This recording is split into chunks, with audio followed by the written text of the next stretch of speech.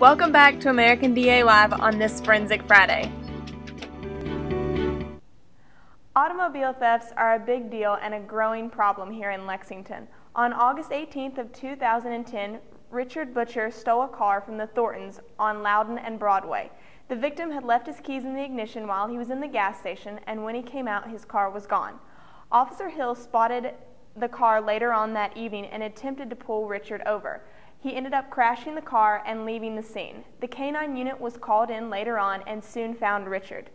Richard was charged and convicted of receiving stolen property, fleeing and evading, first-degree reckless driving, and disregarding a stop sign. On today's American DA Live, host Jack Patty, Ray the DA, and Assistant Commonwealth Attorney Corey Lee will discuss more on this case.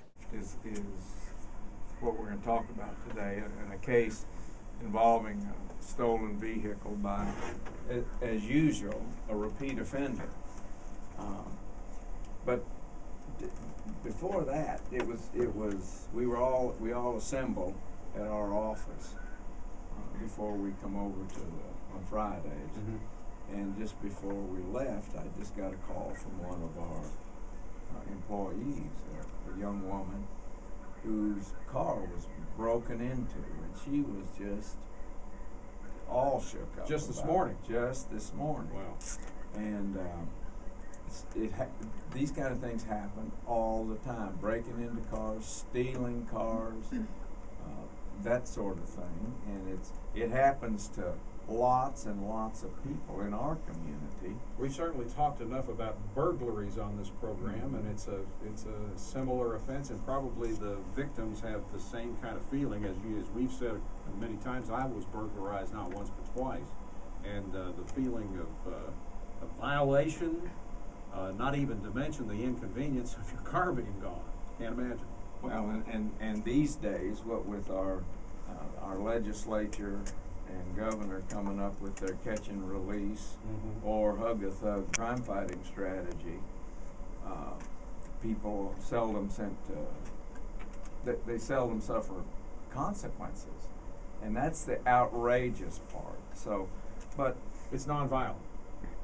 A nonviolent property offense, and the legislature has told the judges that the preferred sentence is to under supervision in the community. That means probation. That means you get to ride down the elevator with the victim and go out. So I want to hear this morning from those folks who have been victims of nonviolent crimes like your car being stolen, and tell me whether or not that felt nonviolent. Yes, that's right. But he was also fleeing and evading from him when he was in the car. Correct. Now it makes a difference. If you're on foot, it's a misdemeanor. If you're in a car, fleeing and evading becomes a felony. And so they call K-9 out. K-9, I guess, was able to help them track him to the bed of this pickup truck. Mm-hmm. Is that right? Yeah, Daryl Jones was the K-9 officer that was called, and his dog Darrow. They started him at the car that had been stolen. That's where they started the dog, and the dog led him to the back of the pickup truck. So. Okay, so what was the condition? Because did Officer Hill get a good description? Did he have a good description of what this butcher guy looked like he was wearing? He did. Okay. Right from the color of his shirt and the color of his hat and his height and weight. He had a spotlight. It was late at night, but he had a spotlight on him, and he got a good look at it. Yeah. Okay, so that's important. Next thing that happens is the dog takes him to the back of this pickup truck. Is that right? That's right. Now, what kind of condition was this butcher guy in as he's laying in the back of this pickup truck? Well, it actually, there was a mattress in the back of this pickup truck, and he was hiding underneath the mattress.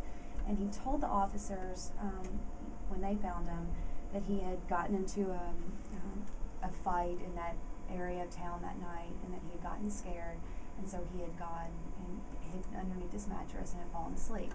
But now when they found him, it was August of 2010, and I think it was around 65 degrees that night.